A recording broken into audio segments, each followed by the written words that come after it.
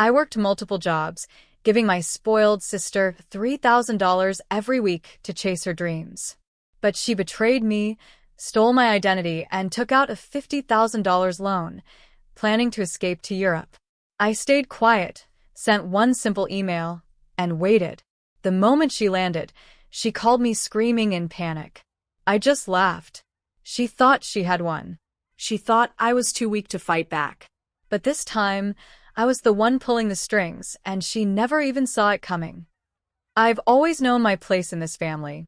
I was the reliable one, the responsible one, the one who had to make sacrifices. And Bella? She was the golden child, the one who could do no wrong, the one my parents worshipped. It had always been that way.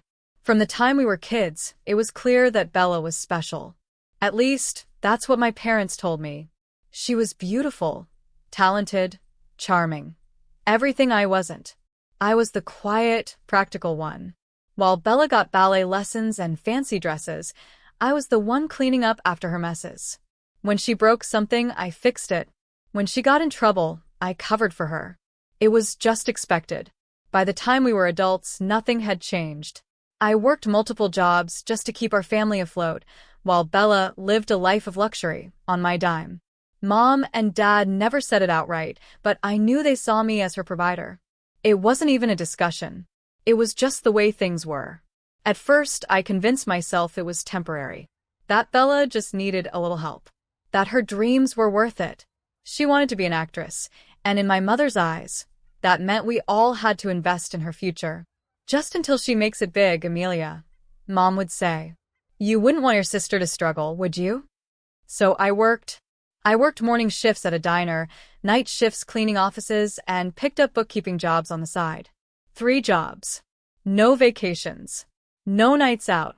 Just endless hours of exhaustion, all to make sure Bella had her $3,000 every week for acting classes, designer outfits, and whatever else she needed.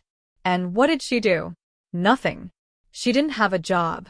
She didn't even try. She just lived in our parents' house, spending money like it was endless, while I barely had enough to keep myself going. But I never said a word. I don't know why I put up with it for so long. Maybe because deep down, I just wanted to be loved.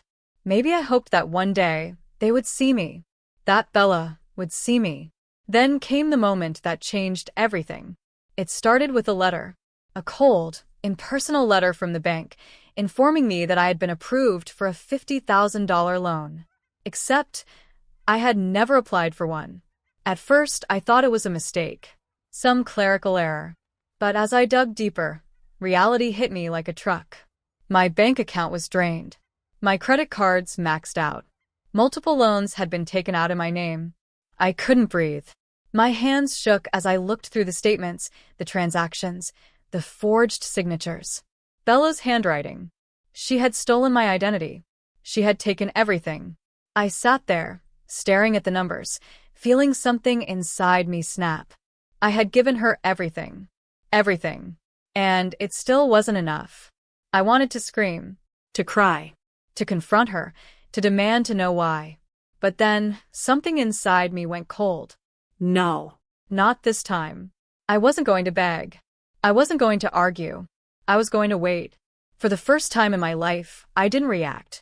I watched. I watched as Bella pranced around, oblivious, spending my money on her expensive clothes and first-class plane ticket. She thought she had won, that I would clean up her mess like I always did. She never even considered that I might fight back. One night, just a week before her flight, I did something I had never done before. I sat down across from her at the dinner table and offered to help. You're leaving soon, right? I asked, placing a plate in front of her. Do you need anything? Money, maybe? She hesitated, her eyes darting to mine for just a second. It was subtle, but I saw it. That flicker of panic, the moment she wondered if I knew. Then she smiled, fake like always. No, I have everything covered. I just nodded, took a sip of my coffee, kept my expression blank. She didn't sleep that night. I heard her pacing. I knew she felt something was off, but she still thought she had won. By the time she boarded that flight, she was convinced it had all been in her head. That I was the same weak, pathetic sister she had always used. She had no idea what was coming. I waited. I let her land. Let her settle into her luxury hotel. Let her believe she had escaped without consequence. Then I sent one simple email. I sat back, phone in hand, and I waited. It didn't take long. A few hours later, my phone rang. I didn't even have to look at the caller ID. Bella. I answered, pressing the phone to my ear, but I said nothing. I let her talk first. And when she spoke, her voice was shaking. Amelia, what did you do? I smiled. Check your bank account, I said calmly.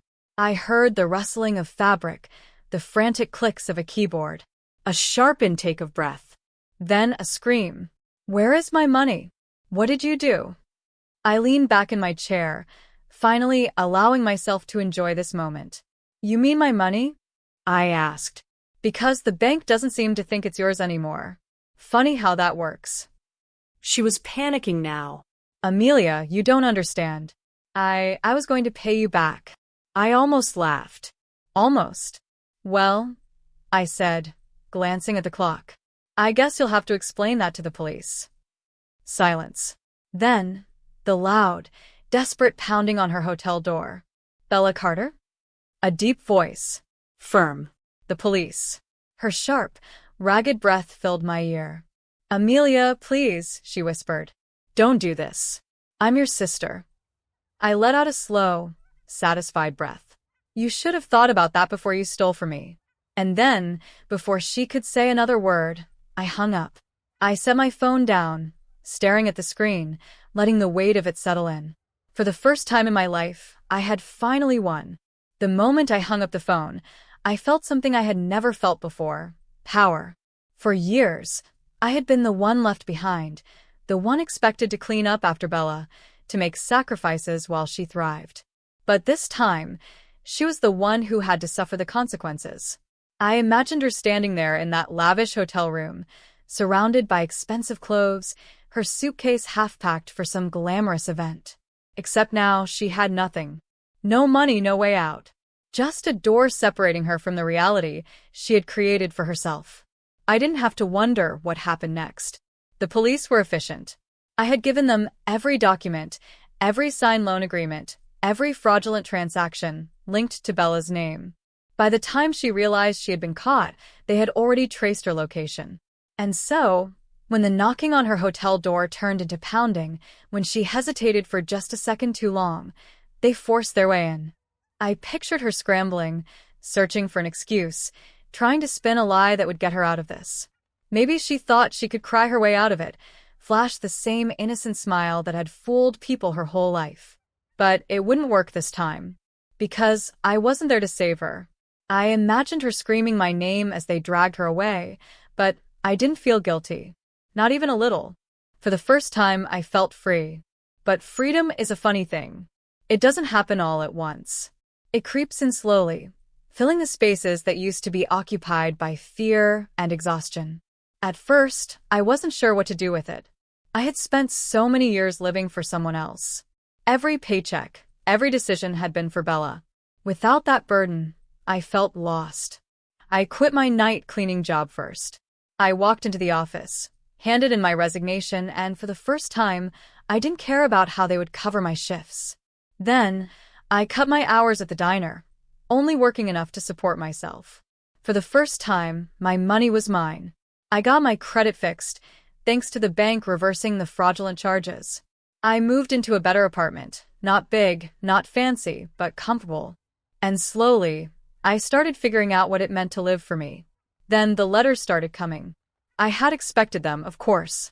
The first one was from Bella. Amelia, please.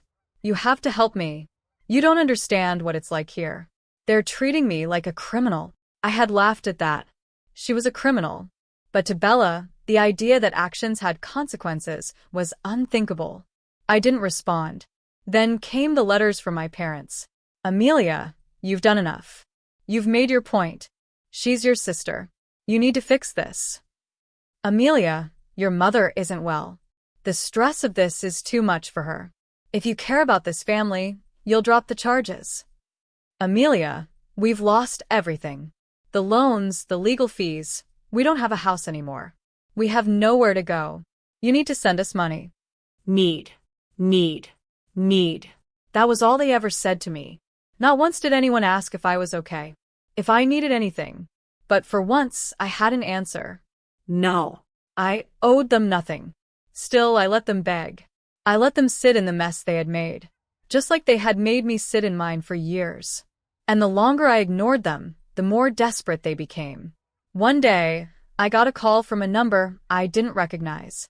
Against my better judgment, I answered. It was Bella. Her voice was different. Hoarse, broken. Nothing like the confident, manipulative girl I had known. Amelia, she whispered, please, I don't have anyone else. I didn't say anything. I was wrong, okay? I was selfish. I took everything from you, and I never said thank you, and I never cared about how hard you worked. But I see it now. I see everything. Silence. I'm so scared, Amelia, she whispered. I don't know how to survive like this. And that was the thing, wasn't it? Bella had never had to survive before. She had always had me. Now she didn't. For a split second, I thought about it. About how easy it would be to say yes. To let her back in.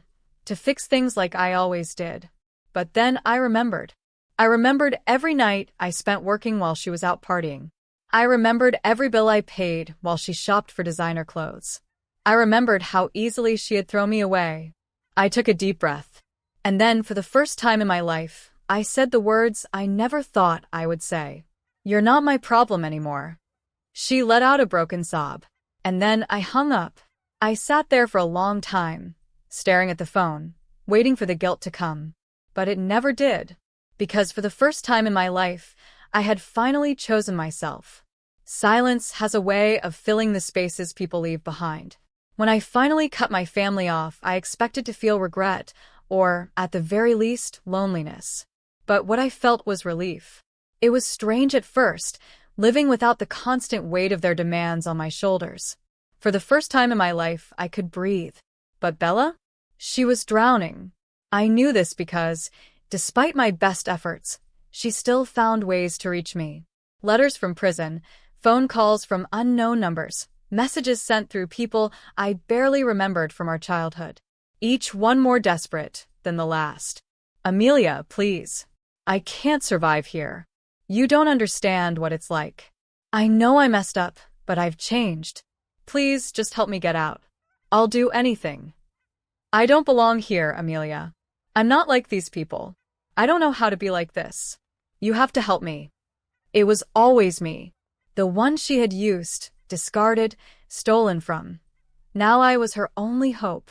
But I had no more help to give. I stopped opening her letters. I let the phone ring until it went silent. I erased her name from my life, just as easily as she had erased my future when she signed my name on those stolen loans.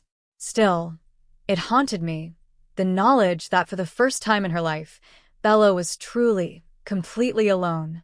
I wondered if she stayed up at night the way I used to, staring at the ceiling, feeling trapped in a life she never wanted. The difference was I had been trapped because of her. And now, she was trapped because of herself. The letters kept coming, but they changed.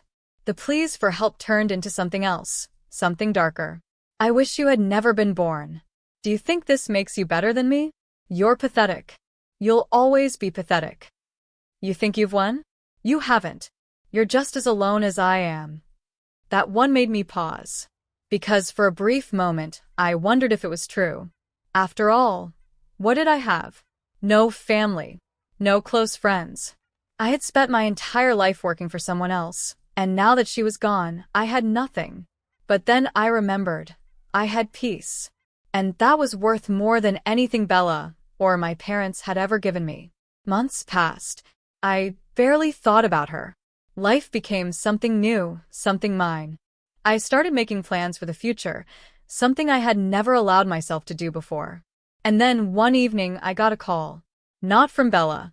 Not from my parents. From her lawyer. I considered ignoring it, letting it go to voicemail like I had done with all the other calls. But something inside me told me to listen. Miss Carter, the man said in a measured tone. I'm reaching out because Bella Carter has her parole hearing next month. As a family member, you have the opportunity to provide a statement should you wish to contest her release. Parole. I hadn't thought about it, but of course it was coming. She had been in prison for nearly 2 years now. With good behavior, it made sense that she might be up for early release. I should have been furious. I should have been scared, knowing that she might soon be out in the world again. But all I felt was nothing. I thanked the lawyer, ended the call, and stared at the wall for a long time. Bella, free. Would she come looking for me? Would she try to crawl her way back into my life, spinning some new story, some new excuse? I didn't know. But I knew one thing for sure. I would never be that girl again. The one who handed over her money, her time, her life. I wasn't afraid of Bella anymore. When the day of the hearing came, I went. Not for her. Not to speak against her. But for myself. I sat in the back, quiet, unnoticed. I watched as Bella was led into the room, thinner than I remembered, her once perfect hair now dull, her expensive taste replaced with the same orange jumpsuit as everyone else. She glanced around the room, eyes scanning the crowd, searching. Then she saw me. Her lips parted slightly, like she couldn't believe I was there. Like some part of her had convinced herself that I had truly disappeared from her life. And in a way, I had. I didn't look away. For once, she was the one waiting for me to say something. I didn't. When they asked if I had anything to say, I simply shook my head. I saw the flicker of panic in Bella's eyes then. She had expected me to fight her release, to make this about her again. But this wasn't about her. It never had been. This was about me walking away. She got parole. I expected that. I never looked back.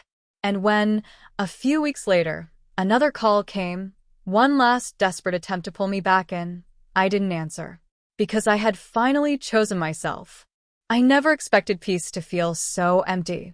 For so long, my life had been about Bella, working for her, sacrificing for her, cleaning up after her. Even when I walked away, she still lingered in my mind, a ghost of everything I had lost, of everything she had taken from me. But as the months passed, the silence stretched longer, and the weight of her presence slowly faded. She was gone. I knew she was out there somewhere.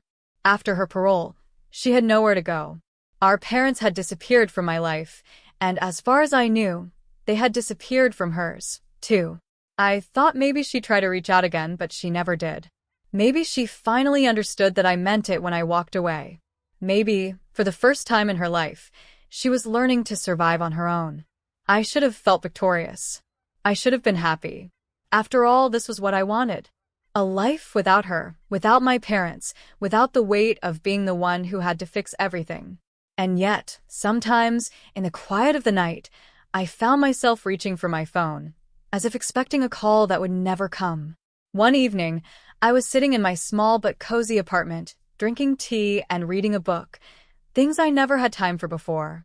The life I had now was simple, mine. No demands, no expectations, no sacrifices. Then my phone rang. I stared at the screen, my heart lurching, as if my body had already recognized something before my mind could catch up. It was her. For a moment, I just sat there, the past and present colliding all at once. Then I answered. Neither of us spoke at first. Just silence, stretching long and heavy. Then, finally, she breathed out my name. Amelia. It wasn't pleading this time. It wasn't desperate. It was just hollow. I didn't say anything. I don't know why I called, she admitted, her voice quieter than I had ever heard it. I don't even know what to say to you. I swallowed, gripping the phone a little tighter. Then why did you? I heard her exhale, a tired, empty sound.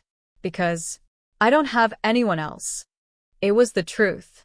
She had burned every bridge, lost every person who had ever cared about her. And for once, I wasn't there to catch her when she fell. Where are you? I asked, and I don't know why. Maybe some part of me still needed to know. She laughed, but it wasn't the arrogant, charming sound I remembered. It was bitter, broken. Nowhere. Silence again. Then, she said something I never thought I'd hear. I deserved it. I closed my eyes. I ruined you, she continued, voice raw. I took everything from you, and I never even thought about it. I just expected you to be there, to pick up the pieces like you always did. I waited, letting her speak. When I was in prison, I kept thinking about you, about every time you gave up something for me, and I hated you for it. She let out another small laugh, but there was no humor in it. I hated you for being good, for being the kind of person I never could be.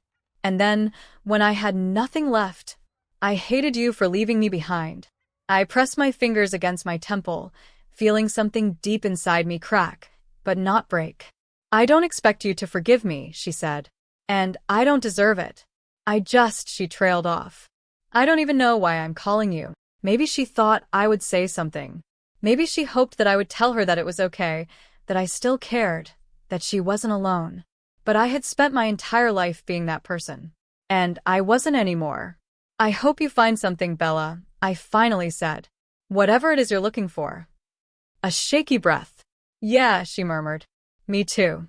I didn't say goodbye. I just hung up.